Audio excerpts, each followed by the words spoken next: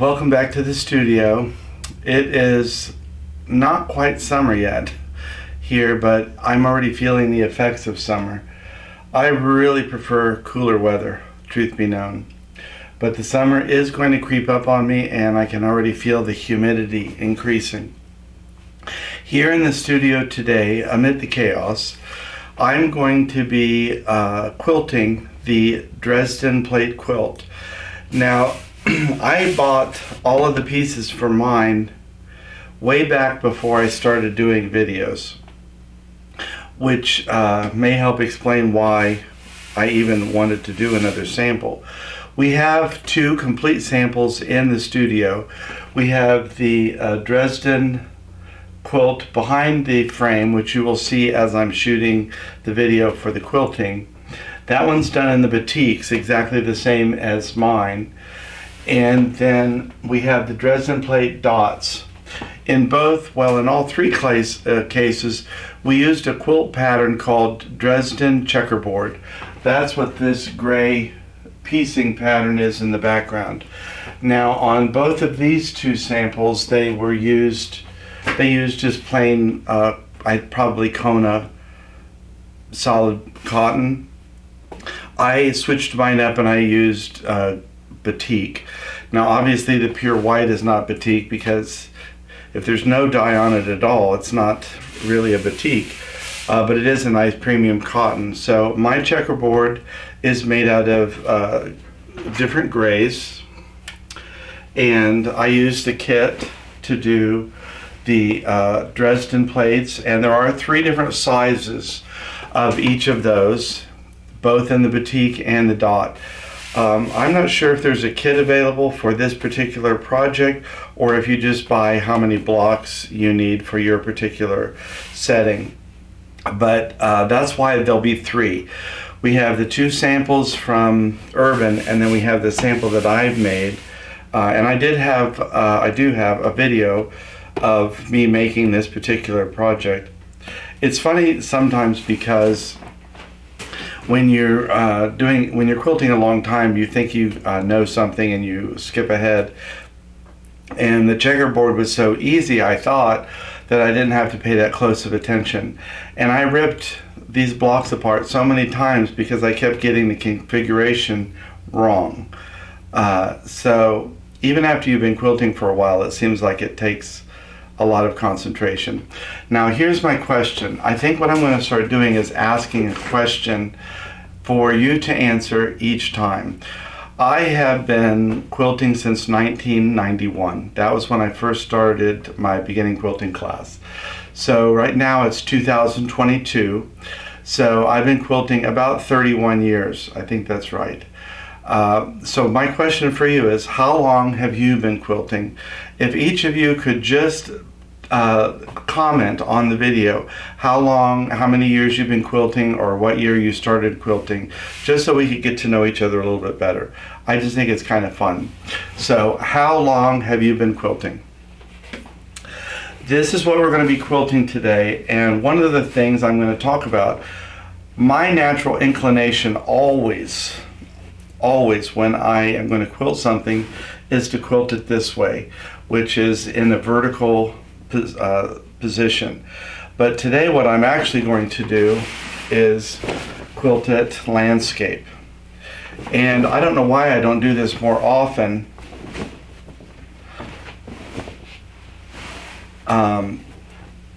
Because it can be a time saver. The thing is that with the rows going this way, I probably will only need to do 4 or 5 rows depending on the design with it this way, because the width is only about 48 inches. If I did the length, I would have to do more rows. Now of course these rows are going to be longer, and there'll be fewer of them. The other way they would be shorter, but there would be a lot more of them. And it's the rolling up and the realigning that takes the time. When the machine is sewing on its own, the length doesn't take that much more time. The only other factor really is, what kind of quilting design am I going to use? Because designs can be directional.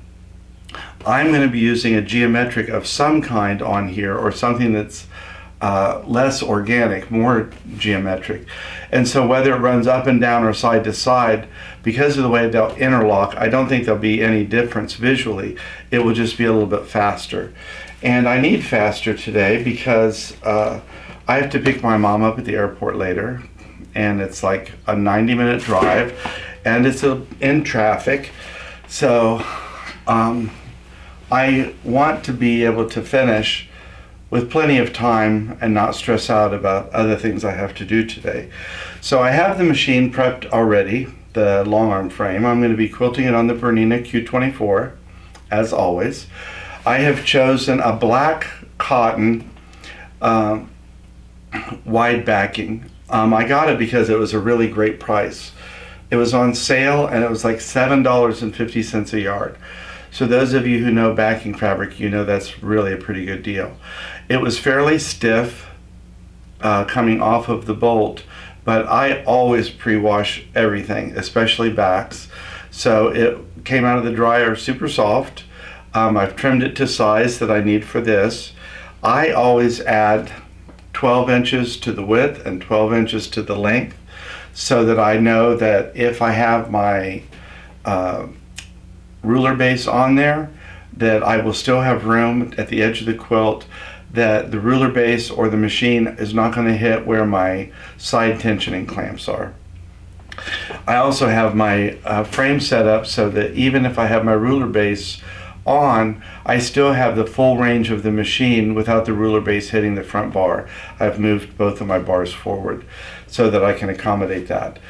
So I'm going to go ahead. I have my batting on. I have gray thread isocord in the bobbin, and I have a variegated thread in the top. And I was going to talk a little bit about that. I use isocord. It works really well on my machine, and it doesn't lint up the bobbin. For some reason, I find on my Bernina, if I use 100% cotton, even if it's long, stable Egyptian cotton, I get so much lint down in the bobbin mechanism, it looks like a cotton candy machine. So I just really like the lint-free way that the isocord works. So I have isocord in both the bobbin and the top, and this has a white and gray background, and the backing is gray, so the bobbin thread is a gray isocord. The top, I wanted a little bit of color. In my mind, lavender is the color version of gray. It's neutral in my mind, so I chose two colors that this was not really lavender, it's almost a blue, but it kind of disappears on there. And then I chose this lavender. This one also kind of disappears on there. And then I looked at my variegated section, and I had a variegated that goes from a white to a lavender to a little bit more purple in the variegation. And that's the one I chose just because I really like variegated. It will mean that the design will fade in and fade out, and I'm hoping that will be pleasant. I'm not going to do any fancy quiltings, like any no-sew zones or anything like that. I'm just going to sew an edge-to-edge design right over the applique. So I'm going to get the machine loaded with the quilt top. All I have to do is base the top and the sides, and we can get zipping. But remember, how many years have you been quilting? When did you start? I have the quilt top loaded. I loaded it the long way on the frame, so it will actually require fewer roll-ups, fewer rows. And I have the machine parked back at the back left, which is where it has to be to load the design. So I'm going to hit start new. I have a work in progress. Do I want to replace it? It's always going to say this. It might even say it the very first time you open it, I'm not sure, but it'll always say this because you've always finished something. So we're going to say yes. We're going to erase and reset the clock. Now I know I'm going to do a pantograph, an edge-to-edge design. So I'm going to hit pantograph, and I'm going to enter the rectangle manually, and I have to look.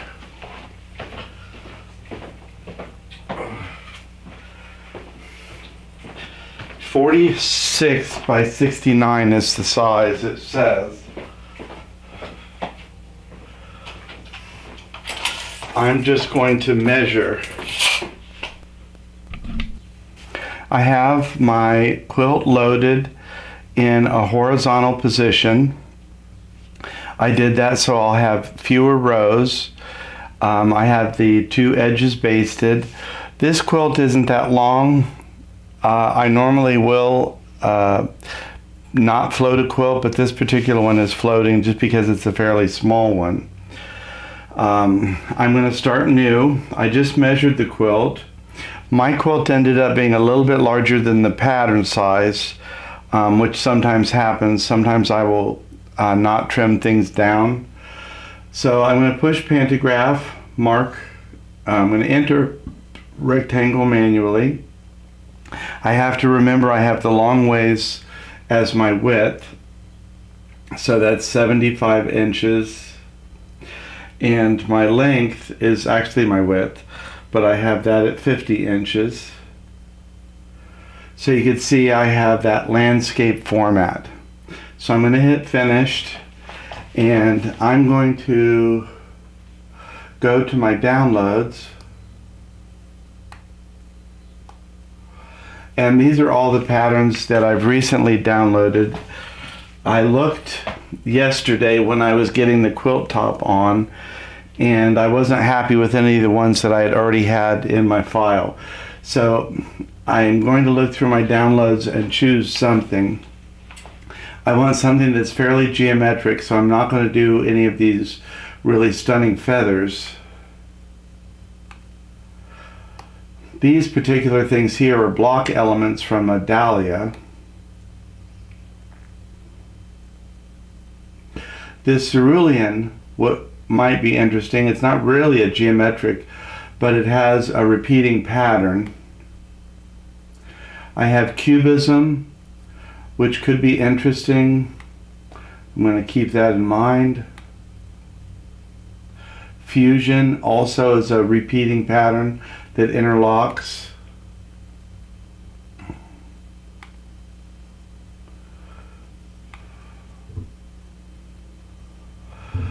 Have the mesmerize. I have retro lines, but I have something else that I want to use that on, so I'm not going to use retro lines today. That's a really cool mid-century modern look. I like this Starshine Hexie.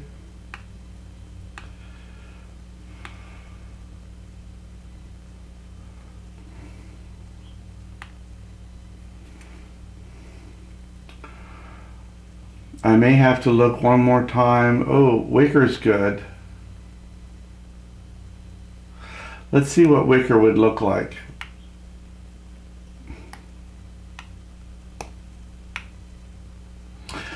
This is wicker on the screen. If I reduce the gap to show how it interlocks, that would be really cool, but I would have to get the alignment really accurate.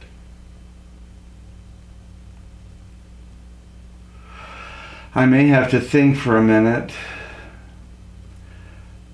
how much I like that, but we can see the pattern height is 17 inches, so at any rate we would have to reduce that quite a bit. I don't know what the size of that set it was, but it would be something more like that if I used this one. And then how many rows would that be? 1, 2, 3, 4, 5, 6, 7 rows. 10 inches, so I'd have to realign at least 7 times. So I'm going to take a minute and look at the different patterns and then make a decision. Okay, after a few phone calls with my mother and some investigation, I decided to go with contour. I was also thinking about origami, which was kind of a star pattern, but it would have been a little bit more airy. But I'm going to go ahead and show you contour. I'm going to select it twice for the even and odd rows. It starts out 1, 2, 3, 4 rows, but we're going to change that because we're going to change the gap and have it interlock a little bit more. And we're going to change the height. And remember, row height is what comes up, but it's pattern height that we're really shooting for. So I want this to be, I think it's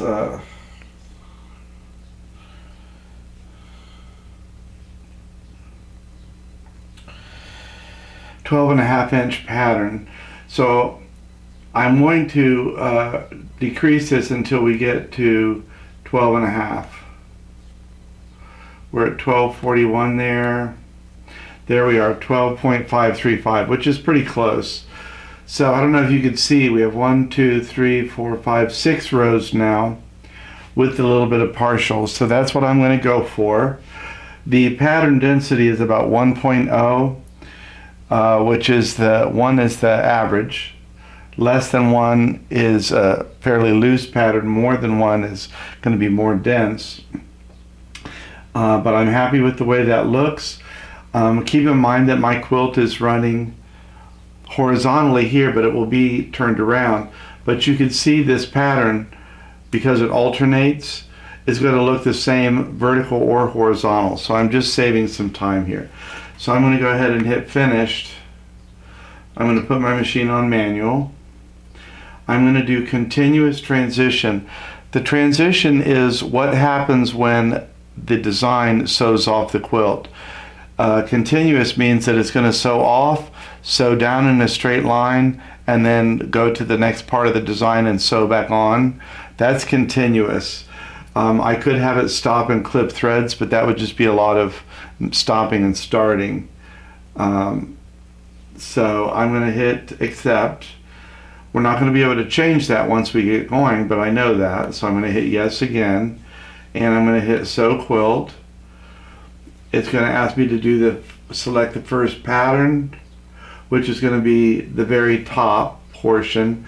You can see the pattern changed to green, and so you can see how little it's going to sew. So I'm going to go ahead and hit continue, sew quilt. It's going to go to its first start position, pull up the thread,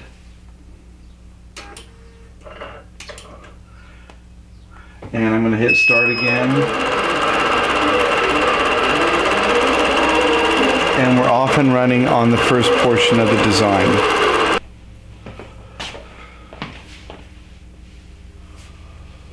We have our first row done, so I'm going to hit sew quilt again and select the next pattern. I could have sequenced the whole quilt, but I'm doing this row by row. So I've selected the next row. We're going to swap our start and end points, and we're going to do continuous sewing and sew quilt. I have to pull my needle up,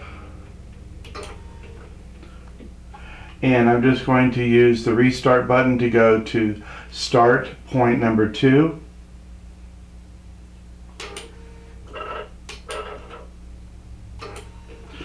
So all I have to do now is I'm at my restart position, which is S2. It's going to do my second row, and I'm going to go ahead and push the start button. But before I do that, I'm going to go ahead and add some side tension because I have a little bit of a pucker there. Okay, I have my side tension done. I just forgot to do it. It wasn't that I didn't want to do it. I'm all ready. I'm going to hit OK. And the machine is reminding me that it needs to be a manual, which it is. So I'll hit start.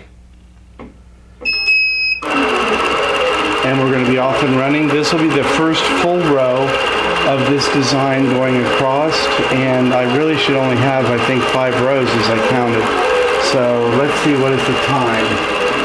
13 minutes, so it's going to be a little more than an hour in sewing time for this quilt.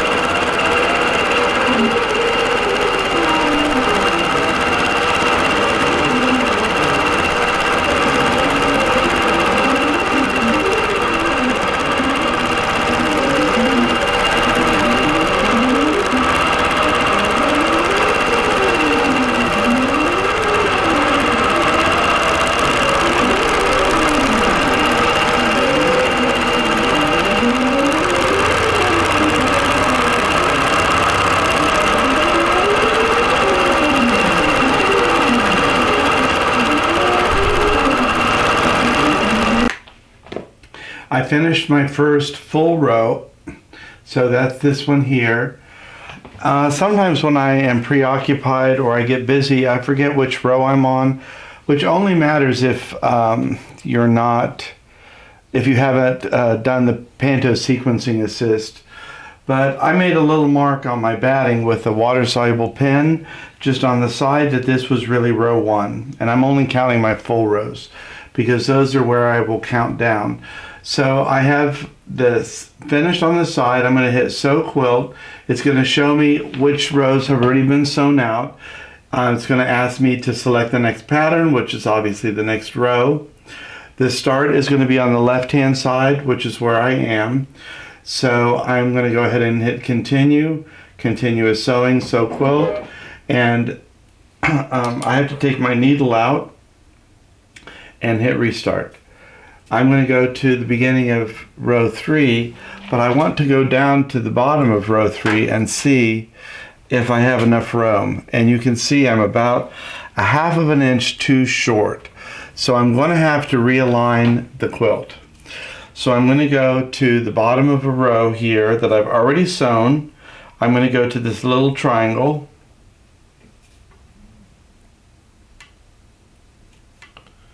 Drop my needle and hit OK.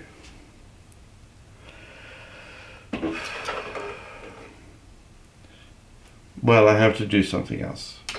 I have to roll the quilt up a little bit. I'm only going to advance the quilt a couple inches so I can go ahead and get the next row. So I'm going to go to the other end and do that. All I did was roll up the quilt about 2 inches because I only needed about 1/2 an inch. I didn't even readjust my side tension. And then I realigned it for that 2-inch difference. And I'm back at my start 3. So I've hit the restart, got to the start 3 section, and I'm just going to hit start. And we're off to the races again. That way I'm going to get 2 runs on this one roll up.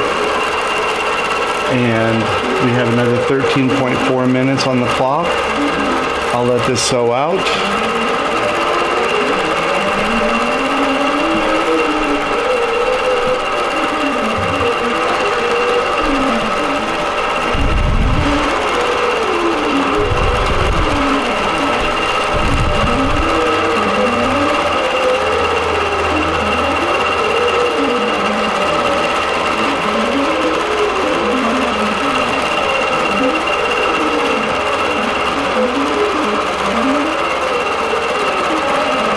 You can see that the pattern sews out really evenly. There aren't any spaces that are odd shaped, that are inconsistent with the other quilting. So that's one of the hallmarks of an Urban Elements pattern, that they're very evenly distributed as far as the quilting space, and they sew out really beautifully. So I'm going to go ahead and let this continue on, and then we'll go ahead and see you at the other end.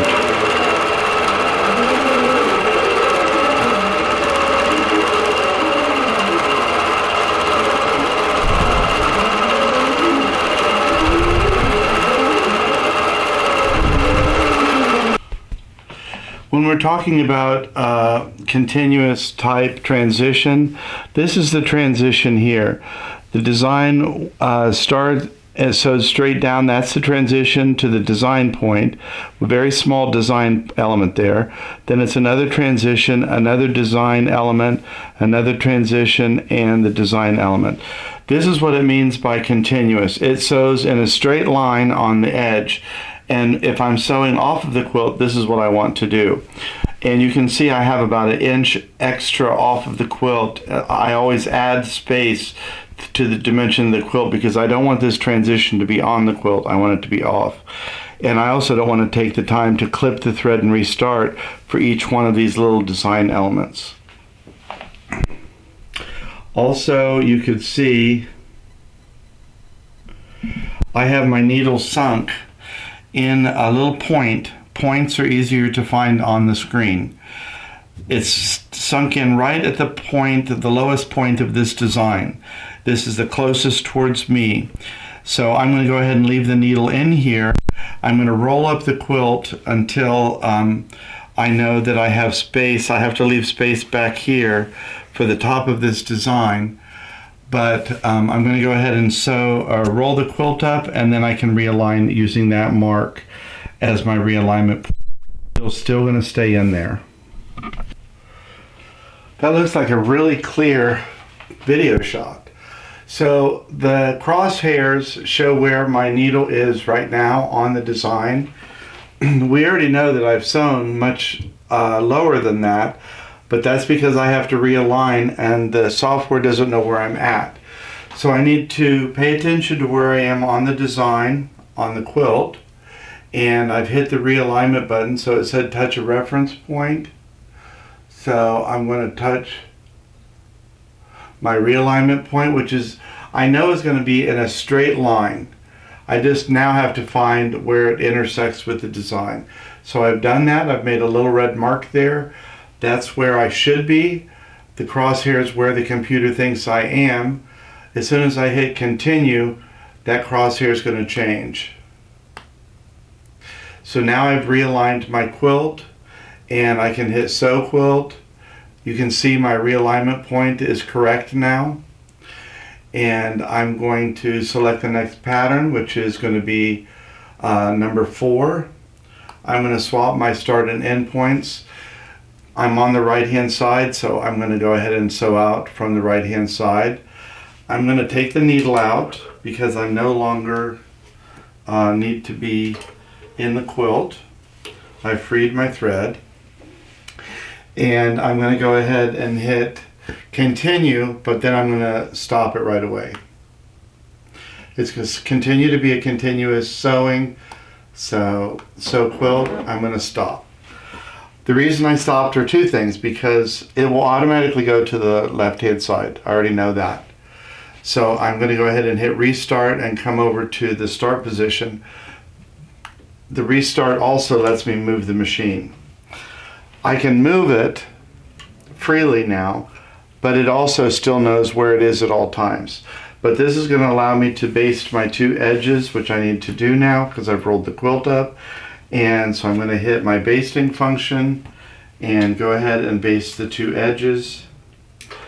And then I can come back to my start position of row number 4. Okay, I basted my 2 edges. I'm back in tension, and I'm at the start of my start number 4. The arrow is pointing in the correct direction, so I know that it's going to sew forward and not backwards. I have my machine back on manual from the basting function, so I can hit OK. It takes a single stitch, which I had already done, and I'm going to hit start.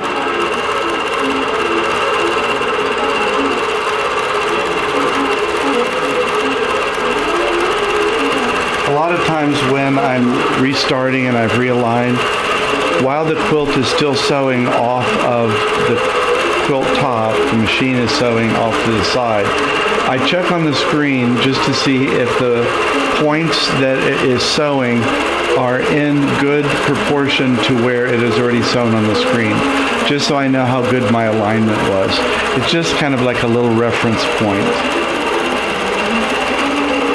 And again, if you feel like you might lose track of the rows, you can always put, using a water-soluble marker or even a pencil or something, on the batting off to the side. You could put which row you're stitching at that current moment, just so that you know once you're further on the quilt and you can count your roll-ups, you'll know that you're on row 4, you're on row 5, just in case you forget.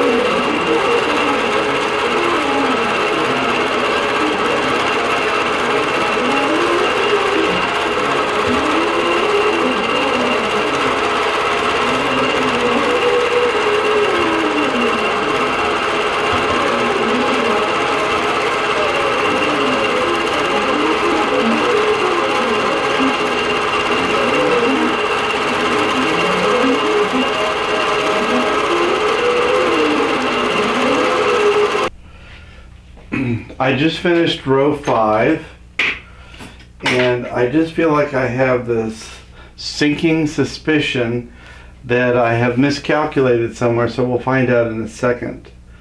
I'm going to go ahead, release my side tension, pull my needle up, and I'll trim the bobbin thread. We'll see if I made a mistake.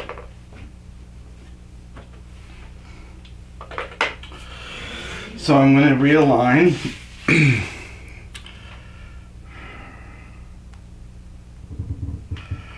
I'm going to put my needle down in the lowest position that I've already sewn, which I've done before. And I'm going to roll the quilt up.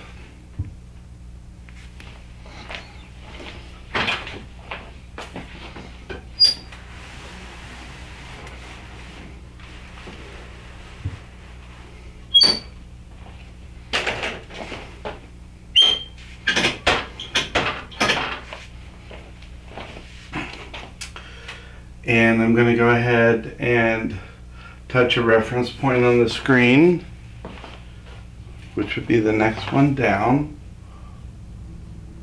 It's always in a straight line.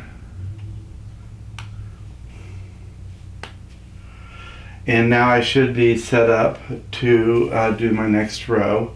So if I sew quilt, this would be my next complete one. I can swap my start and end points.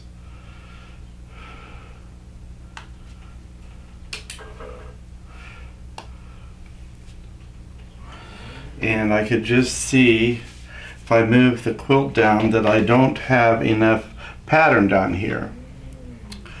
So I'm going to realign the quilt again.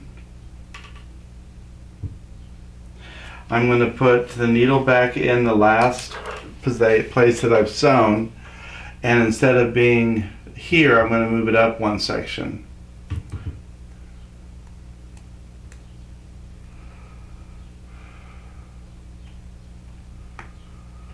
Realign, move it up one section, hit continue, and so now when I hit sew quilt and do the next pattern to quilt, it's going to be this one. So 6, 7, 8.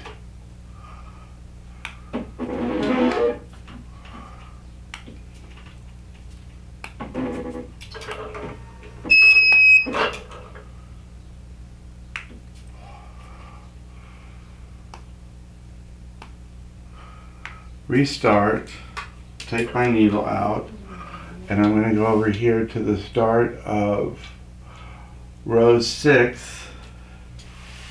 I'm at the proper spacing now from the previous one. I've just gone up a row because I don't know if I miscounted, if I restarted in the wrong place, but I didn't have enough design, and there's no way to add design at the bottom of a quilt. But I can tell the computer that I'm realigning, but realign one row up, which will basically add another row. So that's what I'm going to do. I'm just going to restart there. But first I need to base the sides and the bottom, and I'll do that and then get back to this start position. To get this to sew in the right direction, I moved back to the left-hand side. I'm starting what it thinks is row 6, and so I'm going to go ahead and hit start.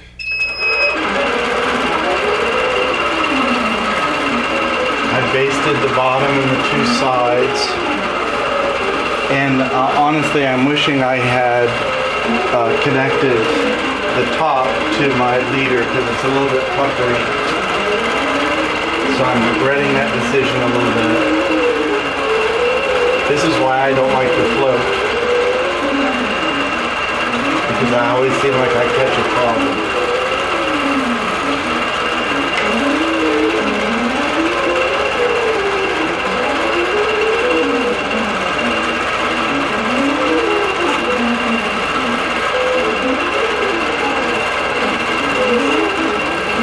Some of you might be wondering why I'm not better at this, because I've been quilting for 30 years, but I've only had the IntelliQuilter for less than a year. I got my IntelliQuilter just as I got my Bernina used. I didn't buy either one from a dealership, so therefore I didn't get any in-person classes. I have been learning on my own, and you've seen some of my successes and some of my mistakes. But I like to learn on the go. I don't like to just keep putting a bunch of practice pieces on. I like to get things finished. So I have some kind of obstruction. It might be an empty bobbin, or the thread might have just frayed. But I'm going to go ahead and fix that issue and keep sewing row 6, and then we should just have a partial row left after that.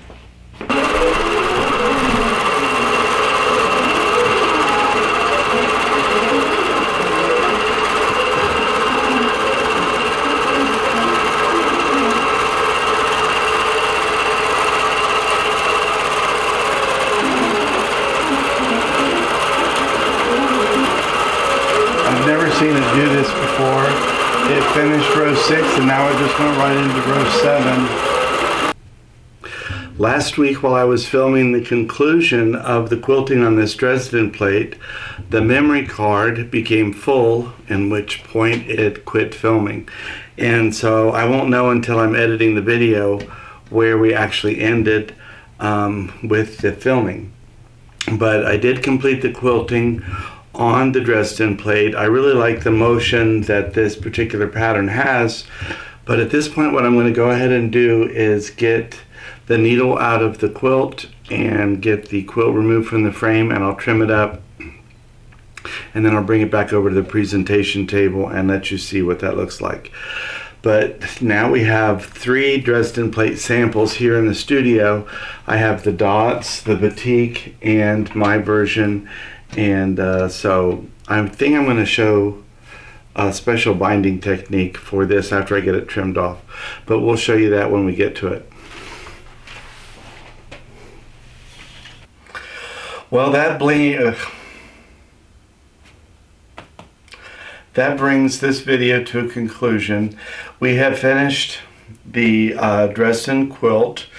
I used the batik kit for mine, and I used actually batik background. The quilt pattern, the piecing pattern, is called checkerboard, Dresden Checkerboard, and I used the Dresden kit with the batik in the 3 different sizes. And the quilting pattern I chose was called Contour. I know that because I just had to look it back up. I couldn't figure out which one I had used. So I have it all quilted. I just have it trimmed up. Just did that. And I'm going to go ahead and get working on a binding technique for this. So that will be another video that will follow this one, but I'm not sure when it will actually get done. I told you I had the memory card fill up on this video. I actually have 2 cameras and 2 sets of memory cards, and it was funny because the other camera also had a memory card that filled up, and so I'm going to have to go back and reshoot the ending of that video as well. The camera doesn't indicate when it's not recording anymore. So in fact, I'm wondering, why isn't the light on?